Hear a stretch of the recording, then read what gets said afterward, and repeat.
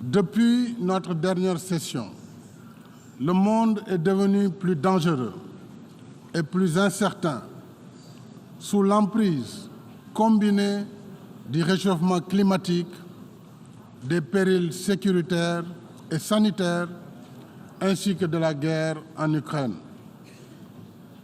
Le thème de cette session montre à quel point il urge d'agir ensemble pour apaiser les tensions, soigner notre planète, réduire les inégalités persistantes nord-sud et redonner sens au multilatéralisme. Le Conseil de sécurité est interpellé au premier chef afin qu'il traite de la même manière toutes les menaces à la paix et à la sécurité internationale, y compris en Afrique. Le terrorisme qui gagne du terrain sur le continent n'est pas qu'une affaire africaine. C'est une menace globale qui relève de la responsabilité première du Conseil, garant du mécanisme de sécurité collective en vertu de la charte de l'organisation. Ainsi, invitons-nous le Conseil à mieux s'engager avec nous dans la lutte contre le terrorisme en Afrique, avec des mandats plus adaptés et des moyens plus conséquents. En outre, l'Union africaine appelle une fois de plus à la levée des sanctions étrangères contre le Zimbabwe. Ces mesures sévères continuent de nourrir un sentiment d'injustice contre tout un peuple et d'aggraver ses souffrances en ces temps de crise profonde. Au Proche-Orient, nous réitérons le droit du peuple palestinien à un État viable, coexistant pacifiquement avec l'État d'Israël, chacun à l'intérieur de frontières sûres et internationalement reconnues. Nous appelons à la désescalade et à la cessation des hostilités en Ukraine pour une solution négociée afin d'éviter le risque catastrophique d'un conflit potentiellement mondial. La négociation et la discussion sont les meilleures armes dont nous disposons pour promouvoir la paix. Je lance un appel pour la mise en place d'une mission de médiation de haut niveau à laquelle l'Union africaine est prête à apporter sa contribution.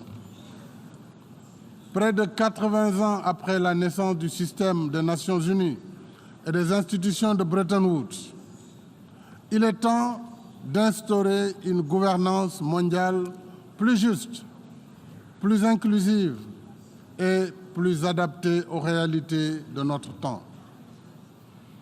Il est temps de vaincre les réticences et déconstruire les narratifs qui persistent à confiner l'Afrique à la marge des cercles décisionnels. Il est temps de faire droit à la juste et légitime revendication africaine sur la réforme du Conseil de sécurité telle que reflétée dans le consensus d'Iselweni.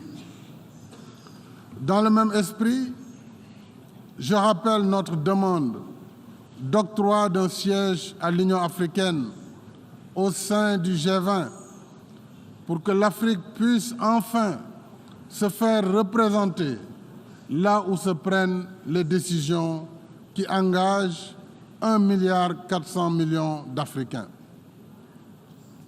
Je remercie chaleureusement les partenaires qui nous ont déjà exprimé leur soutien et invite les autres à considérer favorablement notre candidature.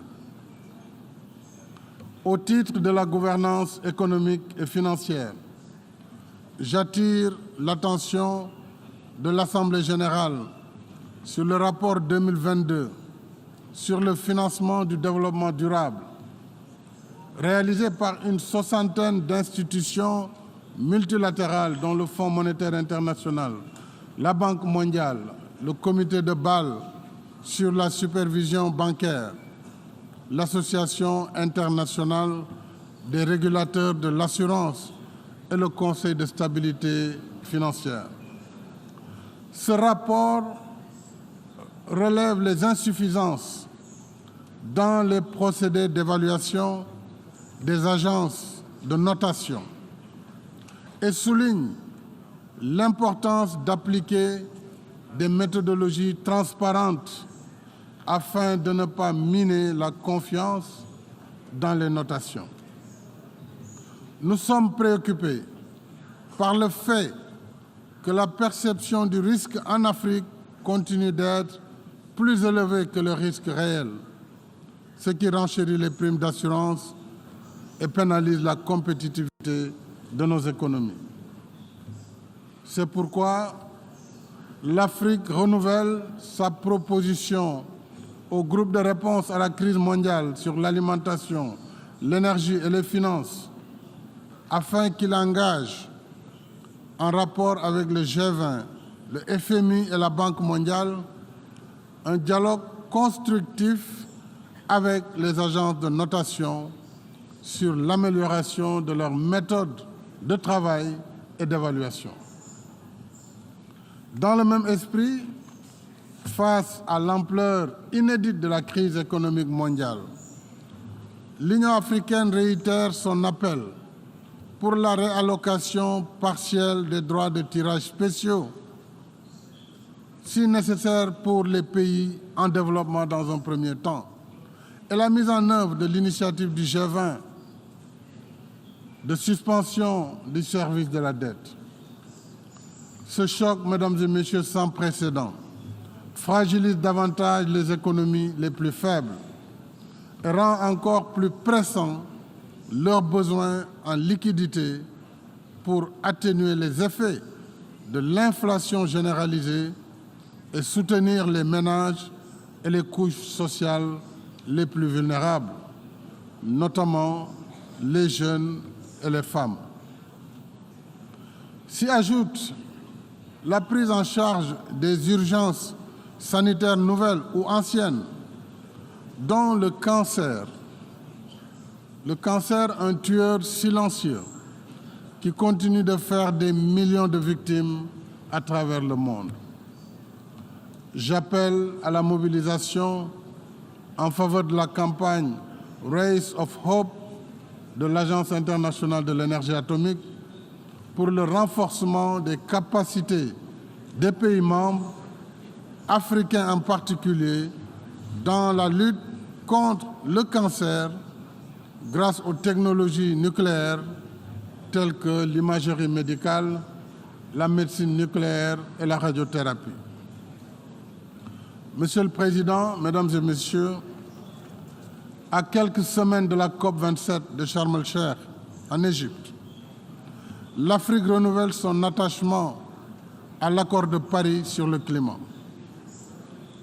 En même temps, nous souhaitons parvenir à un consensus pour une transition énergétique juste et équitable, comme ce fut le cas au sommet Afrique-Europe de février dernier, à la session élargie du sommet du G7 en juin et récemment au Forum de Rotterdam sur le financement de l'adaptation en Afrique. Il est légitime et juste et équitable que l'Afrique, continent le plus en retard sur le processus d'industrialisation, continent le moins pollueur, il est donc juste que l'Afrique exploite ses ressources disponibles pour disposer d'une énergie de base afin d'améliorer la compétitivité de son économie et réaliser l'accès universel à l'électricité. Je rappelle qu'à ce jour, plus de 600 millions d'Africains vivent encore sans électricité. Travaillons également à la réalisation de l'objectif de 100 milliards de dollars par an en appui aux efforts d'adaptation des pays en développement et au financement du programme d'accélération de l'adaptation en Afrique sous l'égide de la Banque africaine de développement et du Centre mondial pour l'adaptation. Au demeurant, nous considérons le financement de l'adaptation non comme de l'aide, mais comme une contribution des pays industrialisés à un partenariat mondial solidaire en contrepartie des efforts que fournissent les pays en développement pour éviter les schémas pollueurs qui ont plongé la planète dans l'état d'urgence climatique actuel. Monsieur le Président, au-delà des urgences conjoncturelles, je suis venu porter le message d'un continent déterminé à travailler avec tous ses partenaires dans une éthique relationnelle de dialogue confiant et de respect réciproque. Je suis venu dire que l'Afrique a assez subi le fardeau de l'histoire, qu'elle ne veut pas être le foyer d'une nouvelle guerre froide, mais plutôt un pôle de stabilité et d'opportunité ouvert à tous ses partenaires sur une base mutuellement bénéfique. Je suis venu dire que nous n'ignorons pas l'Afrique des problèmes qu'il faut pacifier et stabiliser. Mais je suis également venu dire que nous avons aussi l'Afrique des solutions, avec ses 30 millions de kilomètres carrés, ses ressources humaines, plus de 60% des terres arables du monde, ses richesses minières, forestières, hydriques et énergétiques. Oui, l'Afrique, oui, nous avons l'Afrique des solutions, avec des gouvernements à la tâche, au quotidien, une jeunesse vibrante qui innove, entreprend et réussit, des millions d'hommes et de femmes qui travaillent dur pour nourrir, éduquer et soigner leurs familles, qui investissent, créent de la richesse et génèrent des emplois. Cette Afrique des solutions souhaite engager avec tous ses partenaires des rapports réinventés qui transcendent le préjugé selon lequel qui n'est pas avec moi est contre moi. Nous voulons un multilatéralisme ouvert et respectueux de nos différences, parce que le système des Nations Unies, né sur les cendres de la guerre, ne peut emporter l'adhésion de tous que sur la base d'idéaux partagés et non de valeurs locales érigées en normes universelles. C'est en collaborant dans le respect de nos différences que nous redonnerons force et vitalité à la raison d'être des Nations Unies, c'est-à-dire préserver les générations actuelles et futures du fléau de la guerre, promouvoir la cohabitation pacifique des peuples et favoriser le progrès en instaurant de meilleures conditions de vie pour tous. Je souhaite plein succès aux travaux de la 77e session de l'Assemblée générale. Je vous remercie de votre aimable attention.